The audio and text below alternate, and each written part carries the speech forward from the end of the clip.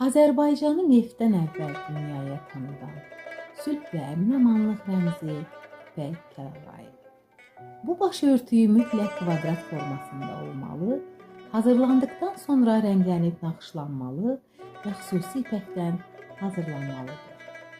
Hazırlandığı ipəyin keyfiyyətini isə kəlağayını üzükdən keçirərək bilirdilər. Əgər o üzükdən rahat keçirdisə, deməli yaxşı ipəkdən hazırlanır. Kəlağayı basma naxış üsulu ilə xüsusi əl işi olan buta qəlblər ilə işlənir, boyanır. Azərbaycanın qərb zonasında kəlağayıya bəzən çarqat da deyilir. Azərbaycanın bir çox bölgələrində kəlağayı hazırlansa da, ən yaxşı kəlağayı Bastal kəlağayısı hesab edilir. 2014-cü ildə kəlağayı UNESCO-nun qeyri-maddi mədəni irsin reprezentativ siyahısına daxil edilmişdir.